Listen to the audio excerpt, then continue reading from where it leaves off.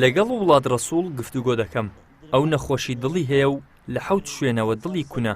بڕیار وایە بۆ چارەسەر لە ڕێگەی دەستگای خێرخوازی بەخشینەوە ڕەوانەی وڵاتی هیندستان بکرێت و لەوێ چارەسەر وەربگرێت لەگەڵ دوو نەخۆشی ترکە ئەوانیش نەخۆشی دڵیان هەیە.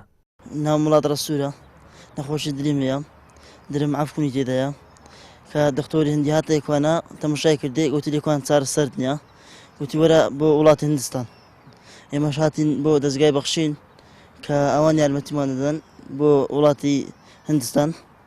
زۆر سوپاسیان دەکەم، هیوادارم نمونە زیاد بیت. نەخۆشی دری هەیە، دری لە ڕاستەیە بۆ ڕیدری غەرەتە پاچی فڕێدا پیسی دێتەوە حەکسی هەموو ئینسانەچی لێرکانە چارەسەری نییە. لە خسەنتەری دڵ پێیان گوتین چارەسەری لە هیندستان هەیە لە ڕێ ئەو تیمە هەندیەوە. بەڕاستی دەستخۆشی بەرنامەی بەخشینیش دەکەم، هاوکارێکی یەکجار باشمان دەکا، نەک هەرهی من هی هەموو هەرێمی کوردستان ئەوەی نەخۆشی ئەو های هەبی و هەر جۆرە گرفتەشکە هەبی لە خێزان. تەمەنی ساڵێک و 11 مانگە سەمامەی دلی تەسکە دەستگای خێرخوازی بەخشینیش یارمەتیمانەدا دەستخۆشیان لێکەین. ئەو سەبارەی نەخۆشەکەش 75 زۆرەخە تەکلیف دەکا لە دەورە نەخۆشخانەی هیندستان. دوای واژۆکردنی گرێبەست لە نێوانی دەستگای خێرخوازی بەخشین و نەخۆشخانەی موێت لە وڵاتی هیندستان، ئێستا لە کوردستانەوە بڕیار لەسەر چارەسەرکردنی سێ نەخۆش لە وڵاتی هیندستان دراوە. پاشەوەی راپۆرتەکانیانمان وەرگرت لە ڕێگای خۆمانەوە راپۆرتەکانمان نرد بۆ نەخۆشخانەی میۆت لە چەنای کە لە هیندستانە. وەڵامی ئەوەکانمان وەرگرت کەوا چارەسەریان هەیە لە هەولێر چاویان بە نەخۆشەکان کەت و هەر بەخۆشیان پشکنینیان بۆ کردن و ئیتر بڕیاریاندا کەەوە ئەو چارەسەری ئەو نەخۆشانە لە لایەوان لە خستخانەی میۆت ئەکرێتن لە چەنای.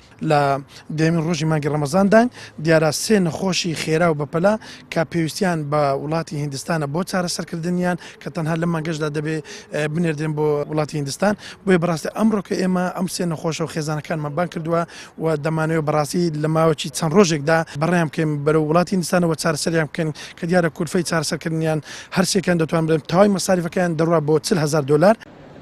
ناوەڕاستی مانجی ڕابردوو دەستگای خێرخوازی بەخشین گرێبەستێکی لەگەڵ نەخۆشخانەی میۆتی هیندستان ئەنجامدا.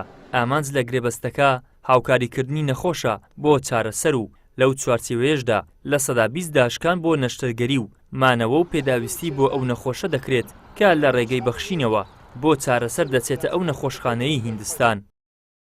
ئیدریس محەممەد، کەناڵی ئاسمانی پەیام، هەولێر.